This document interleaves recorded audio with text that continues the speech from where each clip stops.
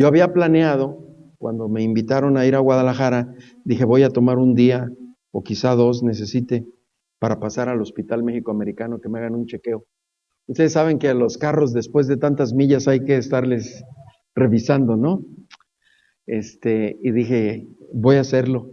Y resulta que no hubo oportunidad, porque los hermanos me corrieron en empedrado allá, ocupado todo el día, con conferencias, en la noche con predicación, con los pastores, y yo fui grandemente bendecido por esa razón. No me quejo, muy, muy bendecido. Pero cuando sucede eso, que el avión no pudo salir, entonces dije, bueno, probablemente es que el Señor quiera que tome cuidado también de eso, porque es una responsabilidad dentro de nuestra mayordomía delante de Dios. Si queremos servirle, tenemos que cuidarnos.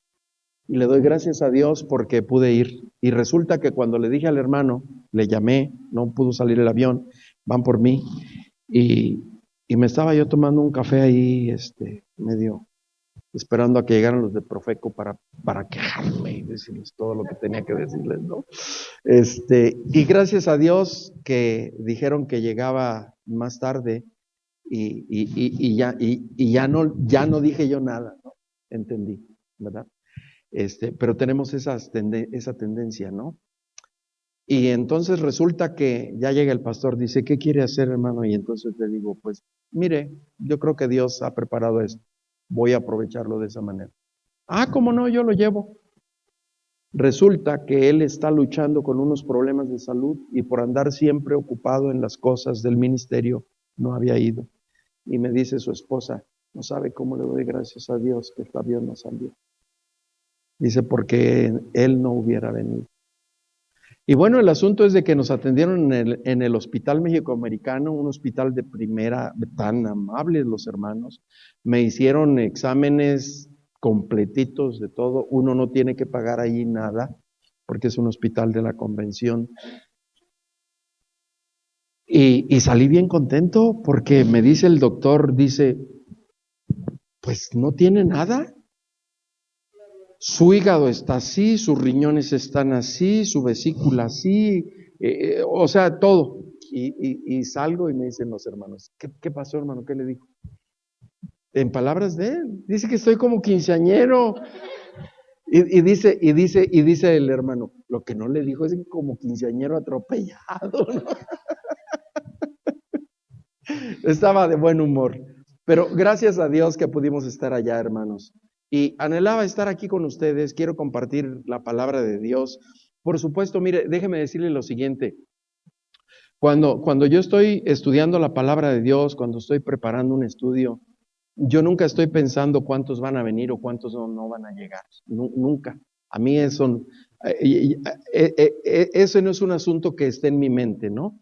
Y de igual manera, cuando voy a presentar lo que el Señor me ha dado, igual a mí no me afecta que haya poquitos o que haya muchos tampoco. Ni siquiera eso me asusta, ¿no? Pero crea lo que sí me gustaría que otros hermanos, nada más por eso, no por mí, por ellos que pudieran aprovechar, ¿verdad? Que pudieran aprovechar. Pero vamos nosotros a estudiar la palabra de Dios, a reflexionar en ella, ¿verdad? Y a pedirle al Señor que nos dé el entendimiento y que nos ayude para poder compartirla con alguien más, ¿verdad? Para poder compartirle a alguien más algunos de los consejos, nos va a ayudar en el desarrollo de nuestra vida espiritual. Mire, voy a compartir con ustedes, son muchos. Ustedes saben que cuando se hace algún estudio, una reflexión, usted lo puede hacer de todo un pasaje, lo puede hacer de un versículo bíblico, lo puede hacer de una palabra nada más, pero también lo puede hacer de algún personaje en donde se está tratando en diferentes partes de los libros de la Biblia. Y yo quisiera en esta noche que nosotros reflexionáramos, es una reunión para reflexionar sobre el asunto de parejas, ¿no? Y resulta, hermanos, que es cierto que uno siempre está pensando en la relación de pareja y cómo mejorarla, ¿verdad? Cómo mejorarla, porque por el bien de ambos miembros de la pareja que la conforman y también porque eso va a bendecir a otras personas más, principalmente a nuestros hijos, ¿verdad? Va a afectar también la vida de nuestros seres queridos que están poniendo el ojo, no porque nos estén supervisando o quieran estar vigilando, pero simple y sencillamente porque es el testimonio de la vida que en alguna manera va a afectarles para bien o para mal. Entonces, esa es una responsabilidad, pero la otra también es cómo podemos nosotros, en nuestra responsabilidad de pareja, del uno para con el otro, cuando Dios nos ha dado hijos, por ejemplo, ¿verdad? O sea, cómo vamos a afectar la vida de nuestros hijos. Cómo como pareja vamos a influenciar en sus vidas. Y me pareció a mí apropiado hacer esta reflexión y analizar la vida de Abraham y Sara, ¿verdad? Unos ejemplos, un ejemplo extraordinario. Y vamos a ver que Abraham y Sara eran como usted y yo, es lo más interesante de todo, de carne y hueso, ¿sí? Que la regaban, pero que la regaban, ¿sí? Que cometían sus errores, pero los cometían, ¿verdad? Que yo creo que Sara muchas veces ha de haber dicho, yo me voy a divorciar, ¿verdad? Y es probable que Abraham haya dicho también muchas veces, yo la dejo, ¿no? ¿Sí? Sí, eran de carne y hueso como usted y como yo. ¿Usted cree que mi esposa no ha pensado en dejarme? ¿Mande? No, no, no, no, no, no, no, no, no, no. No, dejarme, no, no, no. Ella no me ha dejado. Ella está ahorita ya con los nietos. No, no. ¿Usted cree que no ha pensado dejarme? Ella dice que no. Dice que no, que ella nunca ha pensado dejarme, que sí ha pensado matarme, pero dejarme no. A todos nos sucede, hermano, porque estamos en una lucha constante. Entonces, como pareja, mire, quisiera hacer una reflexión de esta pareja, Abraham y Sara. A través de la historia, entonces, nosotros tenemos algunos ejemplos de parejas que han influenciado o han impactado en la sociedad. Algunas parejas son reales, otras son ficticias, porque han sido escritos por algunos poetas o dramaturgos y han escrito, por ejemplo, Romeo y Julieta. ¿Quién ha escuchado de Romeo y Julieta? Siempre se habla de un amor así bien romántico, ¿verdad? De Romeo y Julieta. Hasta creo que aquí en México hay una canción, ¿verdad? Que dice que no somos ni Romeo ni Julieta y que no sé qué, ¿verdad? Pero es eso, ¿no? Romeo y Julieta es un amor imposible, ¿verdad? Es un amor imposible en esa pareja por las diferencias políticas y familiares y al estar a punto de cristalizar su amor, ya cuando ellos se van a unir, a casar después de tanto tiempo, híjole, termina con la tragedia, se muere, ¿verdad? Se muere, ahí termina y nunca se llega esa historia de amor a cristalizar, se muere. Le escribió un dramaturgo, un poeta. Pero hay otro personaje que sí es real, Napoleón y Josefina, por ejemplo, una pareja también muy conocida, ¿verdad? Napoleón se enamoró de Josefina y Josefina se había ya divorciado, a pesar de tener esta pareja, toda Francia a sus pies, y no solamente Francia, pero también el imperio que Napoleón ya había extendido, ¿verdad? La ausencia de hijos, porque ellos se casan, y la ausencia de hijos hace que la unión de ellos termine, ¿verdad? Y terminan divorciándose también. Napoleón la deja, Napoleón la abandona, ¿verdad? Esa es la historia de una pareja. O si pensamos, por ejemplo, en otra pareja que también es muy popular, ¿no? Beatriz, de la obra de Dante Alighieri. Esta Beatriz, hermanos, fue una persona que inspiró a este poeta a escribir esa obra que es conocida como la Divina Comedia, ¿verdad? Y es una de las más grandes obras de la literatura. Pero Dante jamás se atrevió ni siquiera a hablarle, ni siquiera se atrevió a decirle que estaba enamorado de ella, ¿verdad? Estaba, pero bien enamorado, pero fue un amor solamente aquí en su mente. O sea, nunca, nunca, nunca le confesó que le amaba, ¿no? Otelo y Desdémona, Vivieron una relación también bien tormentosa, ¿verdad? Por los celos. Esa era una pareja que vivía de esa manera y termina con una muerte trágica, ¿verdad? La historia ahí en esa pareja. ¿Quién no ha escuchado de una pareja real en la historia de Marco Antonio y Cleopatra, ¿verdad? O sea, una pareja muy, muy famosa. Marco Antonio y Cleopatra que teniendo la posibilidad de crear un gran imperio, no realizan, no cristalizan ni sus ambiciones, ni su amor se llega a cristalizar, porque termina en la separación y en la muerte, ¿no? Estas son algunas de las historias de algunas parejas reales y otras nada más nacidas en la mente de los escritores, que ilustran algunas situaciones de la vida. Abraham y Sara son unos personajes que describe la Biblia y que fueron de carne y hueso, esos no fueron inventados, de carne y hueso. Vivieron también unas situaciones bien especiales en su relación como pareja, pero tan especiales las relaciones que cuando nosotros las analizamos y reflexionamos en ellas, a veces ni siquiera podemos alcanzar a creerlos, batallamos en ocasiones, porque si bien es cierto que ellos no vivieron problemas de celos, no fueron tampoco las ambiciones políticas como en alguna de estas otras parejas que hemos citado, no fue tampoco una relación tormentosa entre la pareja, o sea, no lo hubo. Pero ellos vivieron también su crisis, vivieron su problema, la crisis de no tener un hijo, de tener que estar a la espera. Dios anima a la primera pareja, Adán y Eva, a reproducirse, ¿sí? O sea, cuando Dios forma al hombre y a la mujer, entonces les da una orden, dice, multiplicaos, henchid la tierra y sojuzgadla. Por eso cuando hoy en día alguien me pregunta que si yo creo en el control de la natalidad, yo les digo que sí, ya cumplimos la primera parte, henchid la tierra, ya no caben más, ¿no? Mire cómo están las ciudades.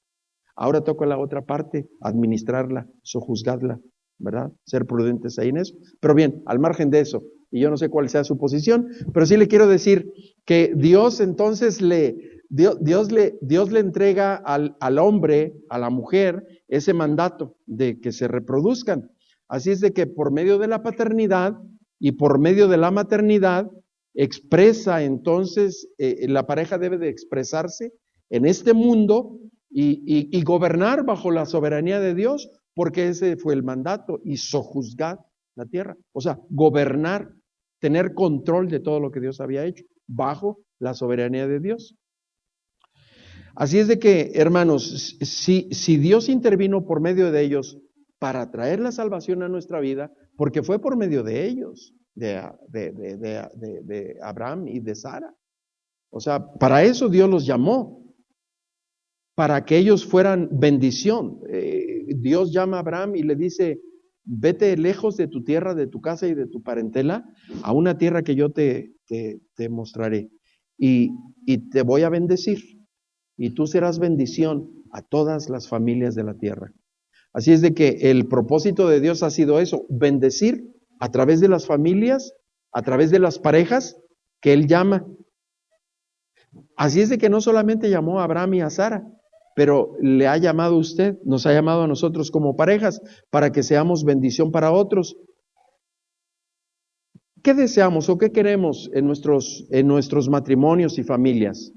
Esa es una pregunta que vale la pena reflexionar en ella. Y debe de estar ahí presente en nuestra misión como padres, como madres. O sea, que nuestros hijos sean bendición a los demás. O sea, porque si Dios nos concede la bendición de la paternidad o la bendición de la maternidad, como fue en la promesa de Abraham y Sara, te voy a bendecir y tú serás bendición a todas las familias de la tierra. Entonces Dios nos concede el privilegio de la paternidad, el privilegio de la maternidad en el caso de las mujeres, con el propósito de que ese fruto sea bendición a otros. Entonces, como familia siempre hemos de preguntarnos cómo nuestros hijos van a influenciar en una manera positiva a los demás, que sean de bendición a los demás. No solo a los demás creyentes, por supuesto que sí, en la iglesia, ¿verdad? Y no solamente a los familiares, pero en general, a todo el mundo, a un mundo que está tan necesitado de conocer y de experimentar la luz y el amor que se encuentra solamente en el Señor Jesucristo. La promesa entonces a Abraham y a Sara que Dios le hace y que resulta un desafío en la vida de ellos, debe ser también nuestro desafío. Que nuestra descendencia llegue a ser realmente de bendición a los demás. Qué grande tarea tenemos, ¿no? ¿Sí? Qué grande tarea tenemos. Y yo no estoy diciendo que todos sus hijos estén en el ministerio, o que todos sus hijos sean pastores, o que todos sus hijos sean misioneros. En el caso, por ejemplo, nuestro, o sea, mi hija, el Señor la ha llamado al ministerio. Mi hija está sirviéndole al Señor y se la pasa tocando vidas de jóvenes y compartiendo en universidades y en seminarios en Estados Unidos. Dios la ha llamado a eso, pero deja también su profesión y a veces yo me pongo a pensar, ¿será nada más porque ella quiso estudiar arquitectura nada más? Y estaba yo pensando hace un rato aquí, ¿no? Porque cuando ella era chiquita, aquella canción que salió, ella la cantaba, que yo quisiera ser como mi papá, y esa canción no se la quitaba siempre estaba cantando, y que yo quisiera ser como mi papá, y que yo no sé si nada más se la aprendió, o si realmente eso era lo que la tomó ella, y lo hizo, ¿no? Porque quiso estudiar arquitectura, y luego después también, igual que su papá, dejó la profesión de arquitectura, y respondió al llamado al ministerio, y si era mi preocupación, no vaya a ser nada más que porque quiere ser como su papá, ¿no? Dice mi esposa, ya, ¿quién quiere ser como tú? ¿No? me sitúa dentro de mi lugar, ¿no? Pero como padres todos quisiéramos que eso fuera nuestros hijos, una bendición. Y estoy diciendo, no necesariamente que todos tienen que estar en el ministerio, pero que todos sean una bendición. Tengo un hijo que él dice, ¿no? Primero decía que él quería ser cardiólogo, se puso a estudiar biología, sacar su licenciatura en biología, para luego después estudiar medicina. Allá en Estados Unidos ese es el proceso. Usted estudia en la universidad, sale en el área de biología y luego es que después entra a estudiar medicina. Entonces, él decía que quería ser cardiólogo. Decía, sí, papá, para cuando tú tengas problema, yo te opero el corazón, decía mi hijo, ¿no? Y el otro más chico decía, y yo quiero ser neurólogo, papá, para que cuando te empiece a fallar, y no te voy a cobrar, decía, y no te voy a cobrar, me decía el más chico, ¿no? Anhelos, sueños, deseos, ¿verdad? Y no estudió medicina. Empezó, pero no estudió medicina, se cambió. Es la persona más feliz dentro del área de la educación. Terminó su maestría en educación, ahora está en una función ya más administrativa, pero se goza en el salón de clase, tocando la vida de los niños. Trabaja con los estudiantes de secundaria, él les dice los niños, ¿no? O sea, los niños de 12, 13, 14 años, adolescentes. Él se goza estando ahí con ellos.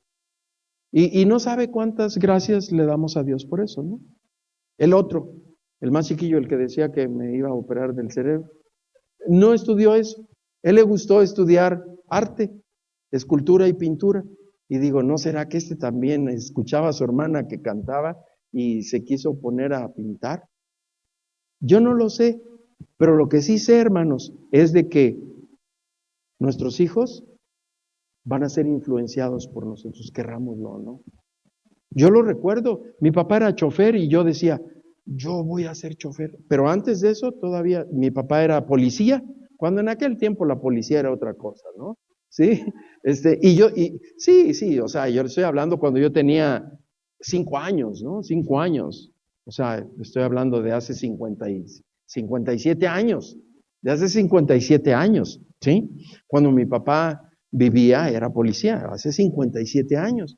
Y yo decía, cuando yo crezca, yo voy a ser policía. O sea, yo pensaba ser policía. Y ahora mi nieto se siente, no, hombre, oiga, no, hombre. El nietecito, el chiquito, les anda diciendo a todos en el kinder, "This is the badge of my grandpa. He was a real hero." Dice, esta es la placa de policía. Dice, es de mi abuelo. Esta fue de mi abuelo. Él fue un héroe, pero de a de veras. Está en el kinder el niño, tiene 4 años, ¿no? Pero es la mentalidad cuando uno está chico, ¿no? Quiere ser bombero, quiere ser policía, quiere ser... Sí es cierto, ¿no?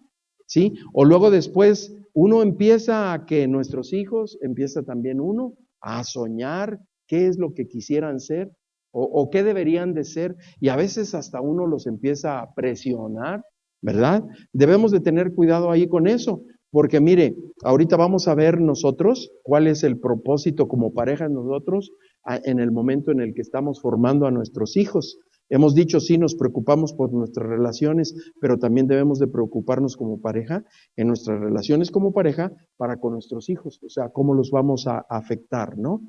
La promesa de Abraham y Sara debe ser nuestro desafío, que nuestros descendientes puedan ser ellos también una bendición. Y para que eso pueda ser una realidad, pues nos va a ayudar y vamos a recorrer y nos vamos a dar cuenta que tenemos que recorrer el mismo camino que ellos recorrieron. Y de su ejemplo nosotros podemos encontrar algunos consejos muy sabios, hermano. Si nosotros observamos la vida de ellos, mire, en primer lugar, yo quiero decir que nunca nos olvidemos, o sea, estamos hablando de una pareja ideal, una pareja de bendición, ¿sí? Pero esa pareja de bendición, hermanos, nos va a ayudar si como ellos nosotros recordamos siempre nuestras limitaciones. Desde el capítulo 11, versículo 24 al 32, ahí está claramente ejemplificado. ¿Quiénes eran Abraham y Sara? Eran insignificantes. O sea, eran personas desconocidos. Cuando Dios los llama, ¿qué eran ellos? En medio de una genealogía, al final del capítulo 11, se describe que era de la familia de Taré. Tenía 3 hijos, uno muere. De los 3 hijos que uno muere, deja un hijo, Lot. Del otro se dice que formó una familia en Harán. Y Abraham es el tercero.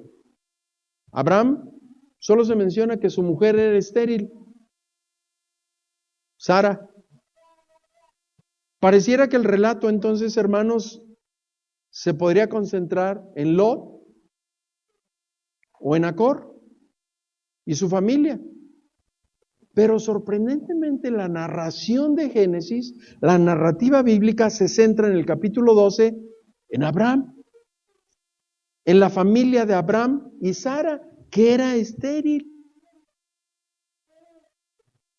¿Y quién era Abraham?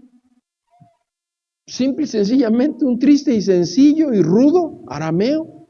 O sea, no era una persona que tuviera una prominencia en la sociedad de su tiempo. Eran hombres, un hombre y una mujer, desconocidos e insignificantes. Y tenía 75 años de edad.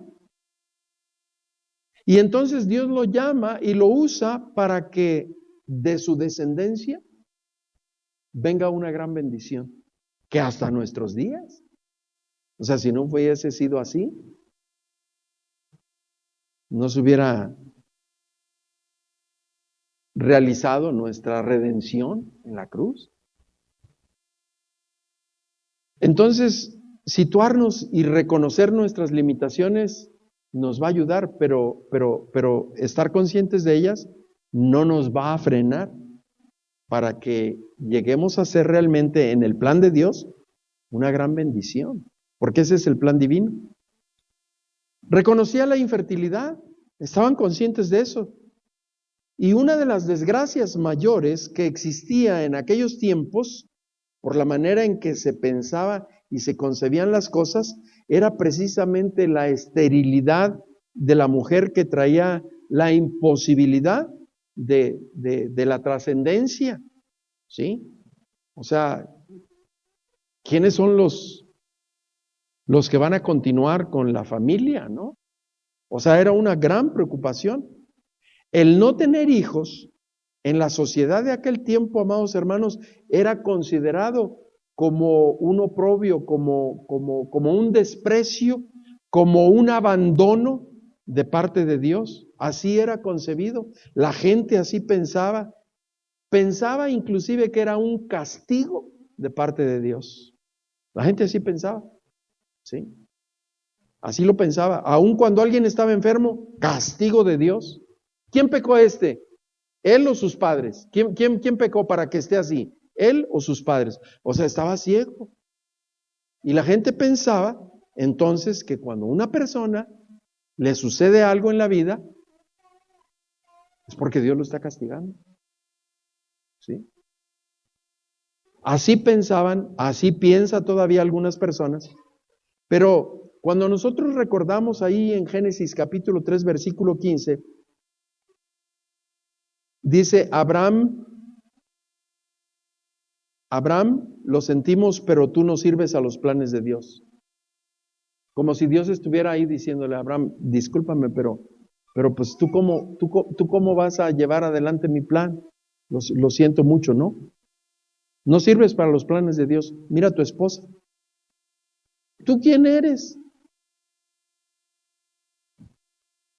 ¿Quién eres tú? Ni siquiera eres una persona prominente. Y mira la esposa que tienes. No cumple los requisitos exigidos. Y es bien probable que estés pasando por lo que estás pasando, porque quién sabe cómo te hayas portado. Por eso estás recibiendo castigo. Por eso vives así. Sin embargo, amados hermanos, a Dios no le importa nuestra opinión. Él va a cumplir sus planes y los va a hacer. Hay ocasiones que nosotros no los alcanzamos a entender, pero a Dios ni le preocupa si los entendemos o no.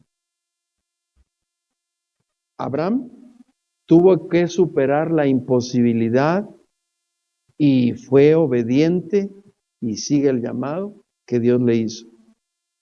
Y de esa forma surge uno de los mayores personajes de las figuras del Antiguo Testamento. O sea, el padre de la fe. Y esto no va a ser fruto del esfuerzo humano. Lo que llega a ser no es producto del esfuerzo de él, sino de la gracia de Dios. Pero una gracia que exigiera una gran dosis de obediencia y de fe. La gracia de Dios se va a manifestar en la medida en que Abraham es obediente a Dios y le cree a Dios. Dice la Escritura que Abraham salió sin saber a dónde iba. ¿Se puede usted imaginar que el Señor le diga que usted debe de ir a tal lugar y usted diga, sí, Señor, pero ¿a qué voy a ir yo allá? Pues debes de ir. ¿A dónde? Pues tú nomás dale derecho. Yo te voy a ir guiando paso a paso, ¿sí? No dice la Biblia que Abraham salió sin saber a dónde ir. De verdad, que se requiere de una fe tremenda, hermanos.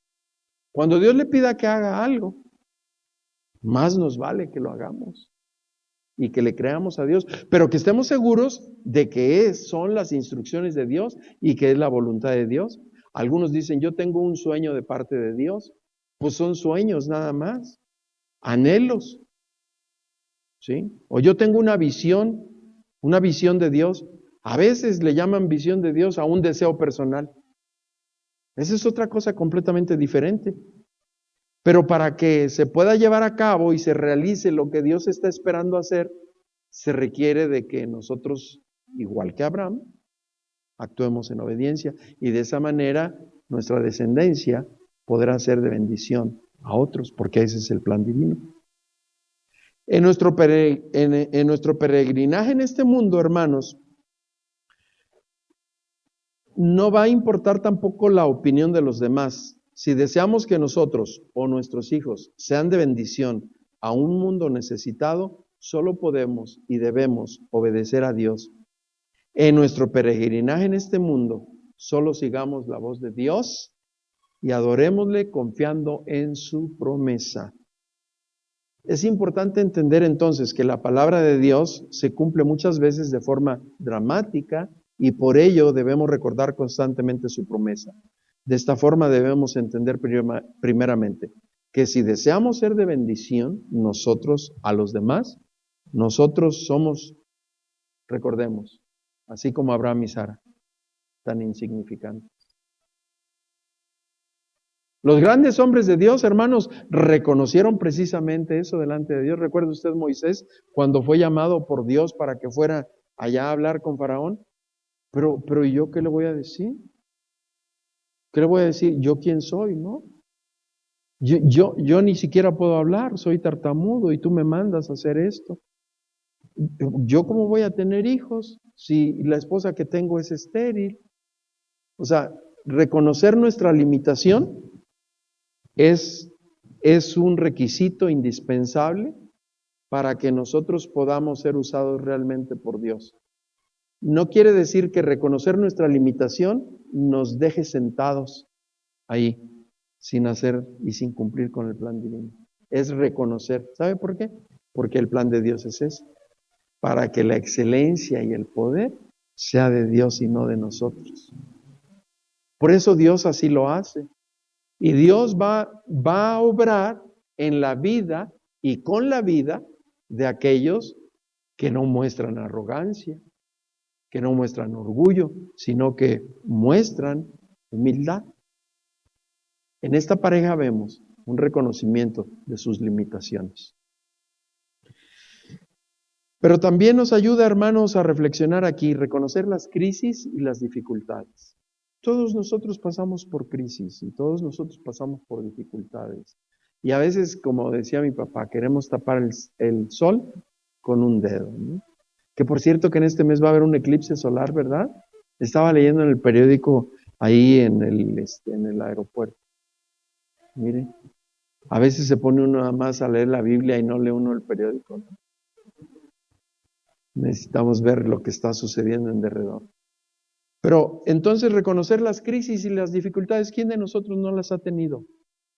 Y a veces nos detenemos, hermanos, para continuar viviendo la vida cristiana, de levantarnos y de reforzar y de reanimar nuestra relación como pareja para que superemos las crisis y sigamos adelante. Dice la Biblia que Abraham tuvo serias crisis. Al estar esperando la promesa y ante la posibilidad de que ellos quedaran extinguidos, porque dice que en aquel tiempo hubo un hambre sobre la tierra, pero tremenda, ¿no?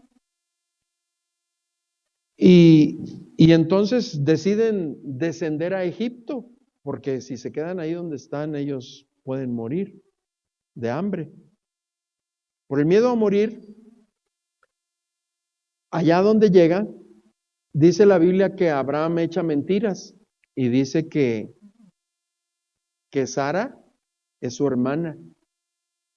Dijo Abraham, porque si saben que es mi esposa, decía mi papá, más tuerzo, ¿no? Lo van a matar para quedarse con la mujer. Así es de que él, para protegerse, entonces dice que es su hermana. Y tenía muchas posesiones, sí, pero sin la promesa divina. Podría superar aquel conflicto, aquella situación, pero dejar de cumplir la promesa de Dios. Y lo que yo quiero aquí, hermanos, es que nosotros observemos que Abraham, aún con su tropiezo, porque fue él quien provocó el conflicto, a pesar de eso, ahí hay una crisis, porque él provocó un conflicto, al haber obrado de esa manera, Dios interviene en una manera soberana en el cumplimiento de la promesa que Dios había hecho a Abraham. Y después de esa situación, de ese desacierto, de ese conflicto en el que se metieron, sale bendecido. Sale bendecido. Pero por supuesto no exculpado. O sea, hizo algo que estaba mal, pero sale bendecido. Después Abraham llega a tener otra crisis con su sobrino, con Lot. Y otra vez, Abraham muestra aquí algo digno de imitar. Porque en realidad es algo que nosotros debemos pedirle a Dios que nos ayude a verlo como lo vio él ante aquel conflicto. Y que eso puede ser un ejemplo y un buen ejemplo en la formación de nuestros hijos. Lot, dice la Escritura, que había sido llevado cautivo, ¿verdad? Lot fue llevado cautivo porque tomó una decisión. Abraham le dijo, escoge tú a dónde tú quieras ir y yo me voy por otro lado, ¿no? Y le dio la oportunidad de que escogiera. Y vio los pastos ahí verdes y todo eso y dijo, yo quiero quedarme con esto, yo me voy para acá. Está bien. Y dice que Abraham se fue para acá, al otro lado. Y como Lot se fue a este lado, entonces llegan, lo asaltan, lo hacen prisionero y le quitan todo lo que tenía. Fíjense nada más. Fue la decisión de él. Tal vez si Abraham se hubiera ido hacia allá, a eso le hubiera sucedido a él. Pero simplemente por haber actuado en una manera en la que debe ser un ejemplo para todos nosotros, de actuar. No, la regla de oro, ¿cuál es? Que hagamos con los demás como nos gustaría que hicieran con nosotros, ¿no? Y eso fue precisamente lo que Abraham hizo. Entonces, se llevan a se llevan a Lot, se enriqueció.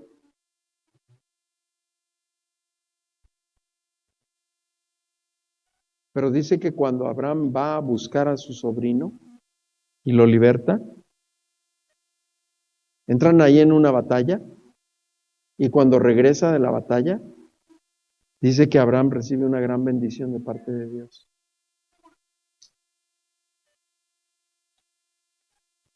Cuando nosotros podemos reconocer la incredulidad que pudiéramos pasar de nosotros mismos, de no ser capaces a hacer algo, Dios siempre está atento para intervenir y para bendecir nuestras vidas.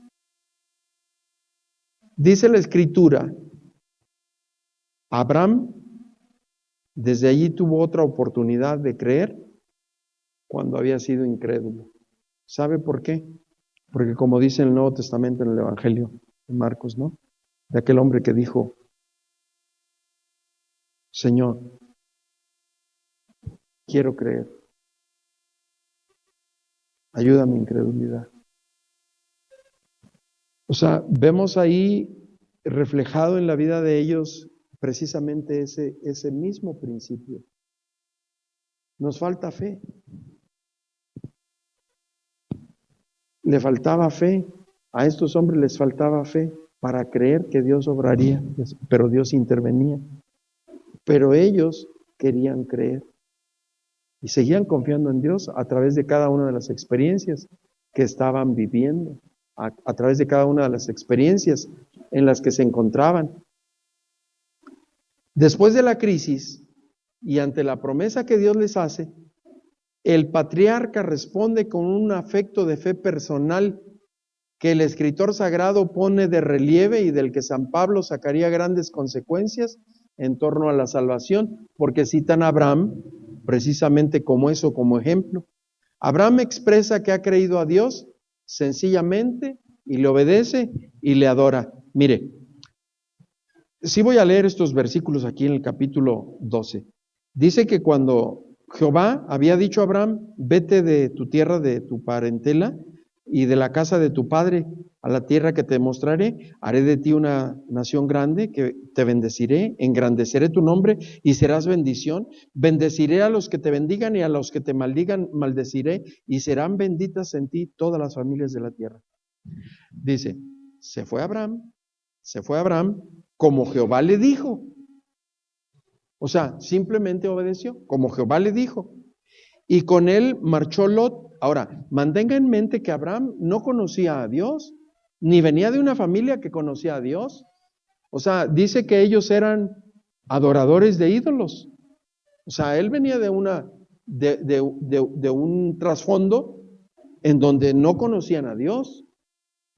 Pero se fue Abraham, como Jehová le dijo, y con él marchó Lot. El hermano de Abraham había muerto y el sobrino se va con Abraham. Tenía Abraham 75 años de edad cuando salió de Harán.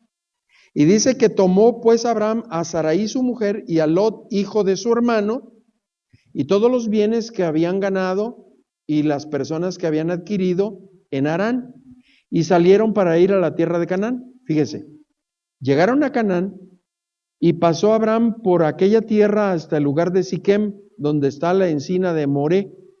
El cananeo vivía entonces en la tierra y se apareció Jehová a Abraham y le dijo: a tu descendencia daré esta tierra. O sea, él había salido a una tierra que yo te mostraré y él no sabía a dónde.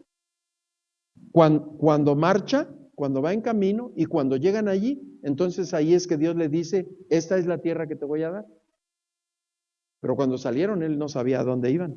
Es lo que dice la Biblia. Ahora, pero mire, observe esto. Se apareció Jehová a Abraham y le dijo: a tu descendencia daré esta tierra. Luego, ¿qué más dice el texto?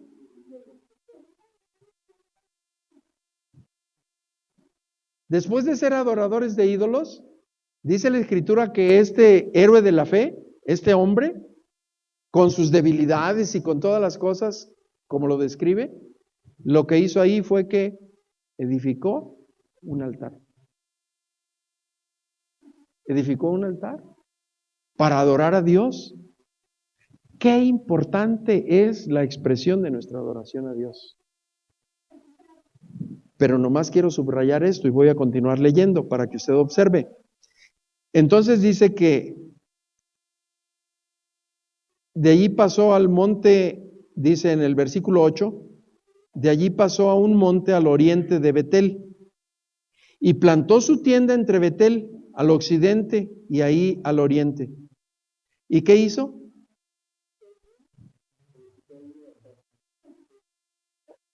O sea, salió de donde estaban, sin saber a dónde iba.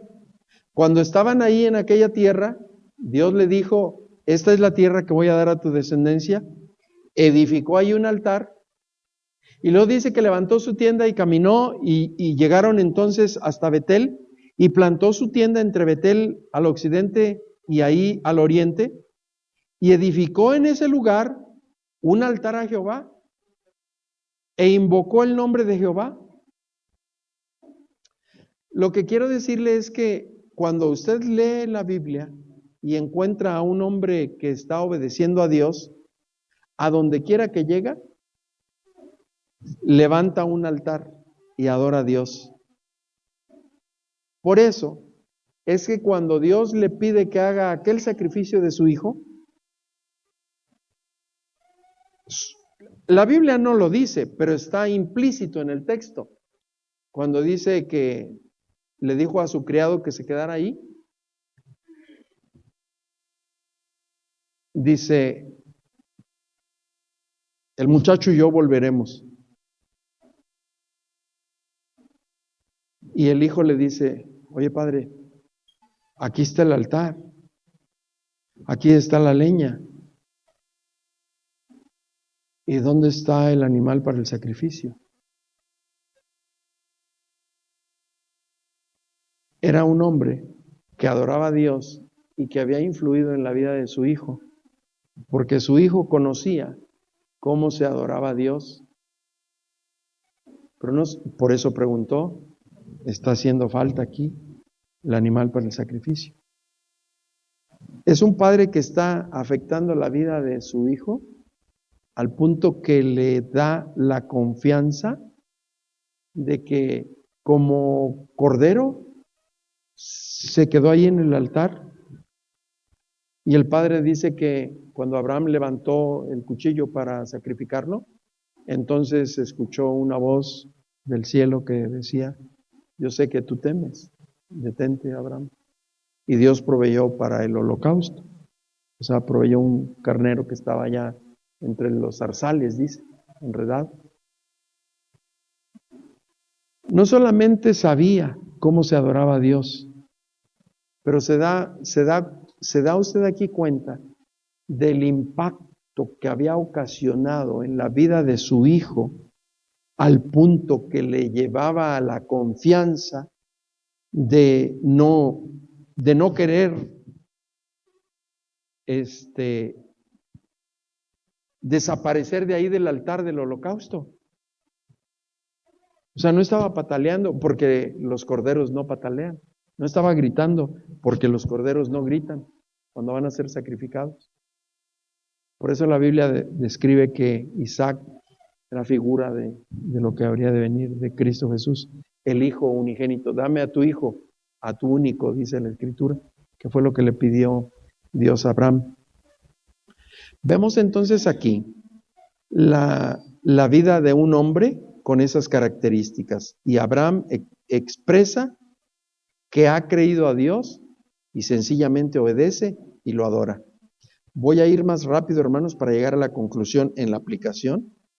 Pero necesitamos reconocer no solamente nuestra debilidad, nuestras luchas, nuestros conflictos, pero también la necesidad que nosotros mismos tenemos.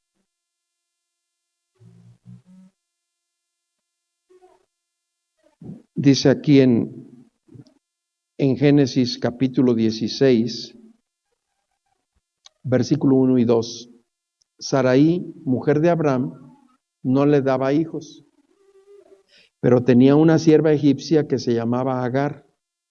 Dijo Sarai a Abraham: ya ves que Jehová me ha hecho estéril. Te ruego pues que te llegues a mi sierva y quizá tendré hijos de ella. Esta era una provisión también, inclusive de tipo legal. Dios le había hecho una promesa, no sucede nada. En el capítulo 16 empieza con un énfasis muy especial porque dice que la misma Sara se consideraba inepta para poder cumplir con el plan de Dios. Pero su aparente desgracia le lleva a una actitud de orgullo que es todavía más condenable: ayudar a Dios en el cumplimiento de sus planes por medio de un recurso que sí, ciertamente, dentro de la sociedad de aquel tiempo era legal. Sin embargo, a pesar de la necedad de Sara y de Abraham, Dios bendice a Ismael. Hubo un hijo. Y a pesar de eso, Dios bendice a Ismael, el hijo de Agar, la egipcia. Ella es alcanzada por la bendición divina, pero Dios le promete claramente a Abraham que curará la esterilidad de Sara. Vemos también, amados hermanos, que nosotros necesitamos librarnos también del fatalismo que a veces nosotros mismos vivimos. Ante la reiteración de la promesa divina y ante la revelación de Jehová como todopoderoso, Abraham cae ya no en el desánimo en el que él se encontraba, sino en el escepticismo, que abandona la esperanza y se toma las cosas con humor aparente. Dios, sin molestarse por esa actitud, insiste que le dará dentro de un año, en ese mismo tiempo, dentro de un año, vas a tener un hijo, a Isaac, y también voy a bendecir a Ismael. Abraham, con todo y su crisis de escepticismo, muestra su esperanza en Dios al obedecerle en la circuncisión de él mismo y de todos los varones de su casa, porque en ese momento es cuando Dios le dice que debe hacer eso, y le cree a Dios y se circuncida con todos los de su casa, como señal del pacto que Dios había hecho. Ante esta reacción, Dios le vuelve a prometer el hijo por medio de Sara en un año más. Dice el capítulo 18, versículo número 10, y reconoce que Abraham mostrará a sus hijos el mismo camino de reconocimiento de sus flaquezas, pero de la obediencia a Dios. Dice en el capítulo 18, versículo número 19. Aquí hay algo digno de considerar, hermanos: la profunda sinceridad de Abraham delante de Dios y también de los suyos. Abraham no es un orgulloso hipócrita que esconde a Dios sus sentimientos y sus pensamientos. Se sabe indigno, se sabe incrédulo, se sabe pecador delante de Dios y de los demás, pero se extiende a pesar de todo ello en un acto de fe y de obediencia a la misericordia divina. En este capítulo, quien ahora comparte el escepticismo de Abraham es Sara. Dice la Biblia que Sara se empieza a reír. ¿Sí? ¿No cree? Sara Es ahora ella la que se ríe, dice el versículo 12 del capítulo 18. Ya no fue Abraham. Pero ese año no pasa sin crisis. Como en Egipto, nuevamente se muestra la torpeza de Abraham, pero ahora con Abimelech, rey de Gerar. Cosa muy curiosa, al salir de la crisis, quienes tienen hijos no son Abraham y Sara, sino los habitantes de Gerar. Pues ¿cómo está aquí esto, no? Ante las crisis que ellos se enfrentan, hermanos, sin embargo, nosotros podemos aprender de ellos que a pesar de todo eso, la promesa de Dios se va a cumplir.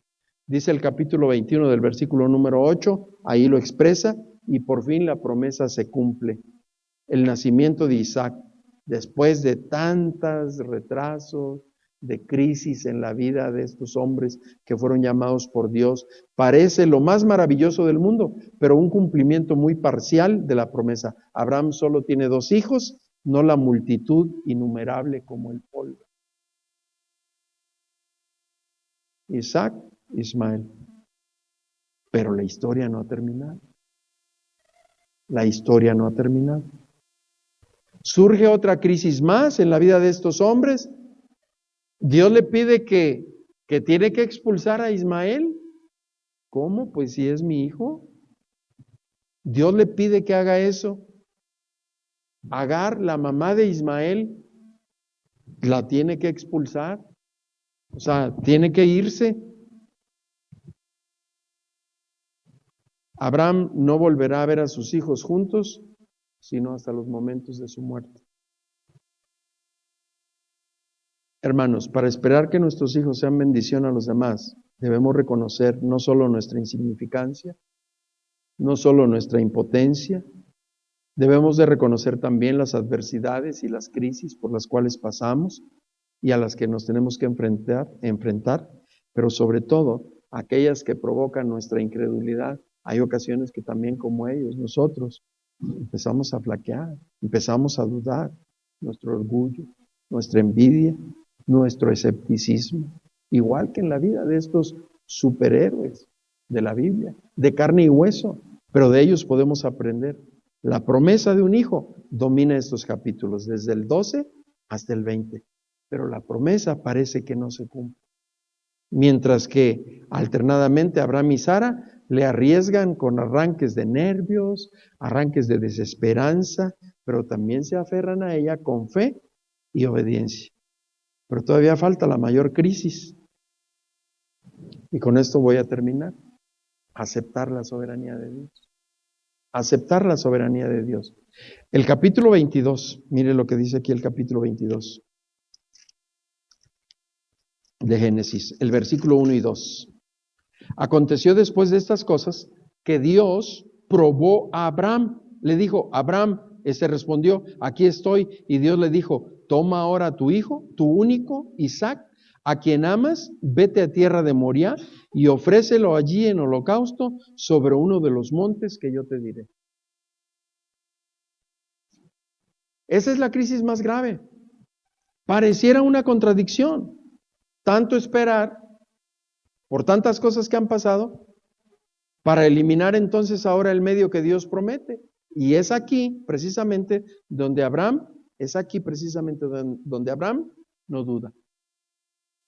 Su fe ha ido madurando a través de todas las experiencias que han vivido. Y cuando llega esa crisis, la más tremenda, la más terrible de todas, dice la Biblia que Abraham ni siquiera titubeó, no dudó. Cualquiera de nosotros, yo creo que después de todas las experiencias que habían vivido, hubiera dicho, pues ahora sí me cambio de iglesia, ¿no? Ahora sí me voy mejor para otra iglesia. Es que, ¿qué está pasando aquí con Dios?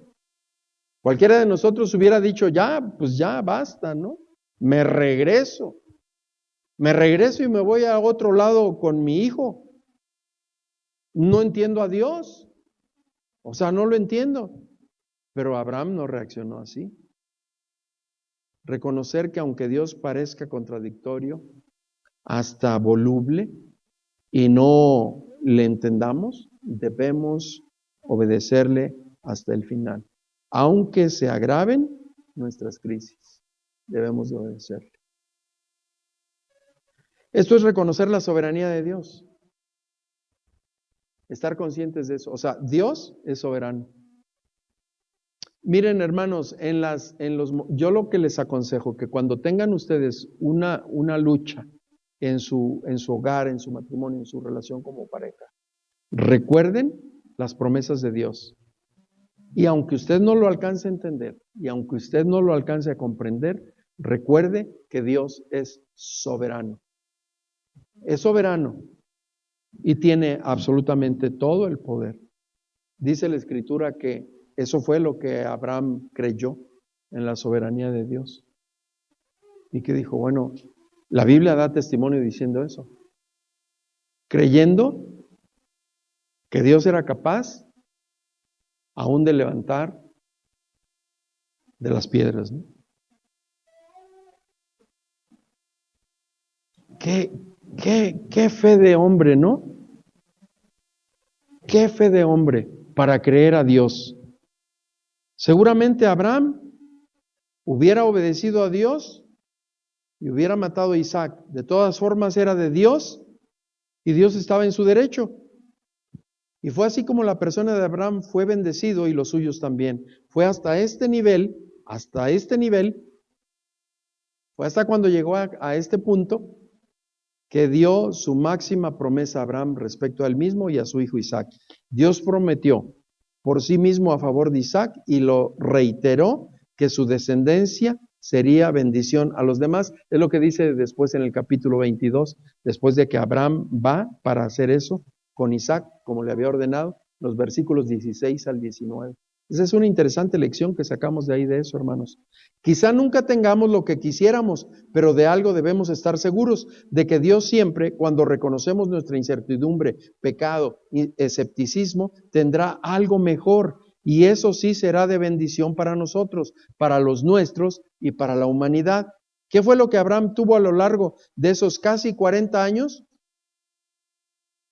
Lo que a veces nos hace mucha falta a nosotros. Cultivó una profunda relación con Dios.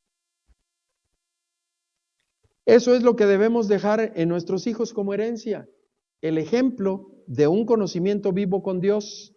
Solo nos resta esperar y obedecer a Dios. No somos los únicos hermanos. Nacor, el hermano de Abraham se enteró de que su hermano había tenido hijos junto con los cuales Abraham sería bendecido, pues debemos recordar que tanto Rebeca, esposa de Isaac, como Raquel y Lea, esposas de Jacob, fueron descendientes de Nacor. No creemos que somos los únicos bendecidos. También a través de ellos. Ahora sí, conclusión. Después de esta reflexión, conclusión. Al haber observado, analizado lo que pasó esta pareja, lo que vivieron ellos. ¿Qué es lo que vamos a hacer nosotros como padres con nuestros hijos? Yo como papá, mamá.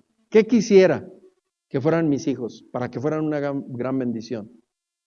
¿Pastor? No, te vas a morir de hambre. ¿Cirujano? ¿Neurólogo? ¿Cardiólogo? ¿Qué es lo que queremos que sean nuestros hijos? ¿Un buen cristiano? Lo que sea. No importa qué profesión sea, no se preocupe ni se mortifique por eso. No importa qué profesión sea, pero que cualquiera que sea la profesión, o aun si no tuviera una profesión, que sea de bendición a los demás. Solo eso. Solo eso. Aprendamos junto con Abraham y Sara a ser nosotros y nuestras familias una bendición para los demás. Porque para eso Dios nos llamó, para que fuéramos bendición a otros. ¿Cómo? ¿Cómo podemos ser bendición?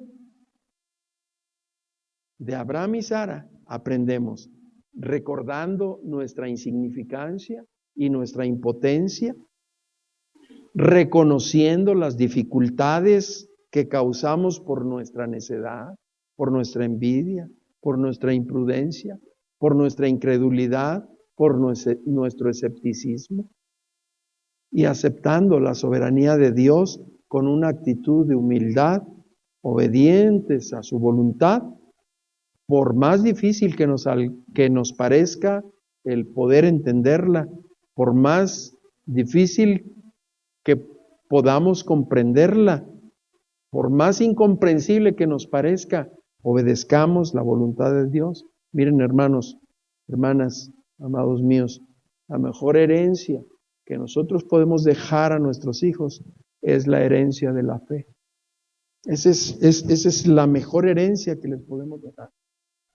Abraham tuvo fe en Dios y llegó a conocerlo. En todos estos casi 40 años de su salida, cuando salió de Mesopotamia, Abraham cultivó por medio de la fe una relación profunda con Dios. No debe haber otra cosa más importante en nuestra vida que esa. Si nosotros aprendemos a cultivar una relación profunda con Dios, créalo, vamos a poder ser de bendición para nuestro cónyuge, para el esposo o para la esposa. Y vamos a poder ser de bendición para nuestros hijos. Si aprendemos a cultivar una relación cada vez más dinámica y recta, sólida, firme con nuestro Dios, será la manera en que podamos dejarle esa mejor herencia a nuestros hijos, para que ellos puedan ser entonces también de bendición a otros. Isaac lo aprendió de su padre. Y como Isaac lo aprendió de su padre, Isaac, eso fue lo que le heredó y le dejó también a Jacob. Jacob lo aprendió de sus padres y Jacob se los dejó a sus 12 hijos. Igual, no perfectos, como ninguno de nosotros somos perfectos, porque el abuelo no era perfecto. No somos perfectos. Pero, amados hermanos, en este sentido, la fe sí podemos nosotros transmitirla a nuestros hijos. Y será lo mejor que podamos hacer como pareja. Yo he dicho, sí nos preocupamos cuando hablamos de la relación de pareja, en cómo podemos ser bendición uno al otro.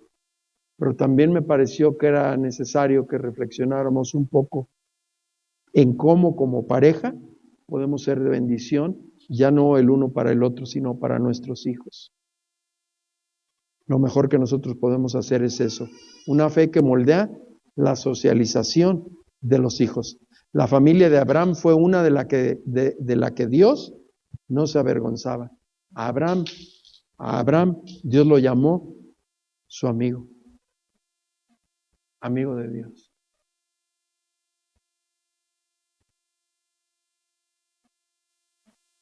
Qué hermoso sería que un día nosotros pudiéramos escuchar eso de parte de Dios, ¿no? Que somos su amigo. Cuando se presentó a Moisés, lo hizo como el Dios de Abraham. Cuando Dios se presenta a Moisés, le dice, yo soy el Dios de Abraham, de Isaac y de Jacob. Un padre que transmitió un hijo que transmitió a los hijos, porque el abuelo, una influencia. Yo le digo a los hermanos, yo tengo una deuda con mis hijos. A ellos tratamos nosotros, cuando los teníamos, de hacer una influencia en su vida. Pero yo tengo una deuda con mis hijos, porque ahora ellos tienen hijos. Y es también mi responsabilidad llegar a ser una influencia para ellos. Que Dios nos ayude, hermanos. Tenemos una gran oportunidad de que como parejas podamos hacer esto. 3 cosas que podemos dejar a nuestros hijos como herencia: temor y adoración a Dios, honestidad en la vida y bondad para con los demás. Esas 3 cosas, bien importantes. Temor y adoración a Dios. Que puedan tener el temor de Dios en su corazón y que eso les guíe a adorarlo. Honestidad en la vida, conducirse como se deben de conducir. Y la tercera cosa, bondad para con los demás. Dios nos ha llamado para que seamos bendición a otros. Y esto es algo que nosotros aprendemos de la vida de esta pareja, a quien Dios llamó para eso. Y cuando los llama a ellos, nos ha llamado también a nosotros. Nuestros matrimonios, nuestra relación matrimonial está en las manos de Dios y debe ser de bendición para nuestros hijos y de bendición para los que están en nuestro alrededor. Porque te bendeciré y tú serás bendición a muchos, ¿no? Que ni siquiera los vas a poder contar como la arena del mar. Salud, hermana. Que Dios les bendiga. Qué gran desafío tenemos de afectar la vida ahora de los nietos. Por eso les digo a mis hijos, no tengan muchos, ¿eh? Que Dios les bendiga, hermanos. ¿Tendrán alguna pregunta o comentario o sugerencia? Si no hay nada de eso, o queja también. Sí, hermano. ¿Sí tiene una queja? Ah. Lo que sí reconozco que Dios ha hecho gran esfuerzo en mi vida, ¿no? A entender que realmente como padres es un compromiso muy grande, Sí. una responsabilidad, y entender que tenemos que tener sensibilidad para con ellos, Sí. a través de la palabra de Dios. Sí. Como dice usted, ser testimonio, tener una actitud que realmente ellos aprendan, Sí. que ellos sean de esa imagen. Todos son reflejan la imagen del Padre. Y no podemos reflejar como que Jesús reflejó la imagen de su Padre. De la gracia del Señor también. Ahorita que está mencionando nuestro hermano esto, cruzó por mi mente, hermanos, el ejemplo de aquel padre, ¿no? Cuando en obediencia a Dios sube al monte para ofrecer a su hijo, a su único, y que está ahí entonces camino al altar, ¿verdad? Y el hijo dice, oye padre, aquí está la leña y el animal, ¿no? Y tal vez nosotros hubiéramos dicho, cállese muchacho, usted nomás, yo soy el papá, ¿no? ¡Pah! Muchas de las veces yo veo así a los padres, ¿no? Pobres niños ni siquiera pueden hablar ni decir nada, ¿no? Pero ahí vemos a un padre que dice, hijo, no te preocupes, Dios se proveerá. Dios se proveerá. ¿Sí? Usted nomás sígame, usted no diga nada, ¿no? ¿Sí? Y si dice algo, le quito la leña al burro y se la pongo a usted, ¿no? No sé si hay alguna otra pregunta o comentario, hermanos. Gracias, hermanos.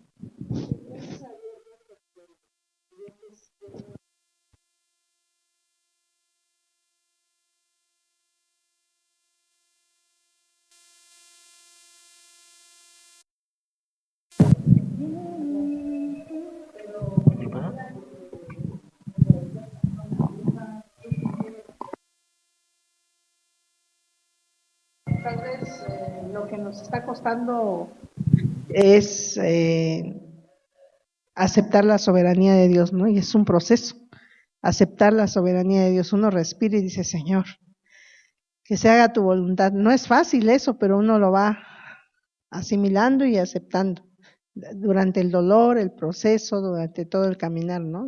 Del matrimonio. Hay de todo tipo de pruebas, pero gracias a Dios por su palabra y gracias a Dios por el pastor. Vamos a ponernos de pie, hermanos, y vamos a orar. Miren, hay una petición, el hijo del hermano Realino, Jorge, está siendo intervenido o ya fue intervenido de la nariz. Se dice una operación simple, pero la verdad sí es compleja. Entonces vamos a orar. Esa es una petición. La otra, vamos a orar por mi esposo. Él últimamente no se ha sentido muy bien en el área estomacal. Él es muy resistente a ir al médico. Espero que mañana lo podamos convencer. Él nunca se hace estudios. Gracias a Dios, pastor, y es de ejemplo. Siempre nosotros debemos ser de ejemplo a los demás, de ser buenos mayordomos de nuestro cuerpo y de repente pues hacernos nuestros estudios, ¿no?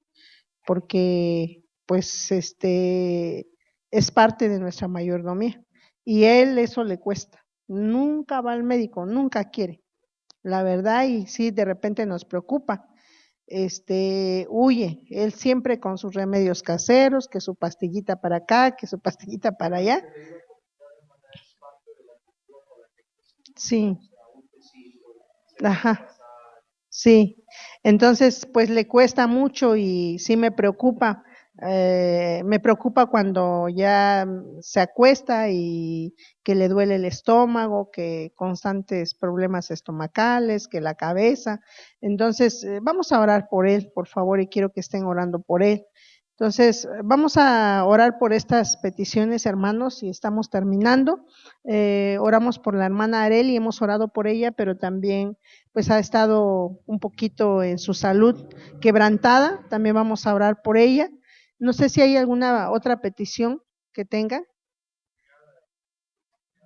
Hemos estado orando, pastor, los lunes también hemos estado orando y entre semana. ¿Cómo sigue ella? Dice mi esposa que cada vez ella nota que le falta fuerza y para poder hablar. Bueno, pues la hermana Esther, porque es cristiana, ¿verdad? Bueno, pues vamos a orar, vamos a ponernos de pie, hermanos, y voy a dirigir esta oración y también nos vamos a estar despidiendo y ahí atrás hay agua para café, si quiere al final un cafecito. Padre Santo, en esta noche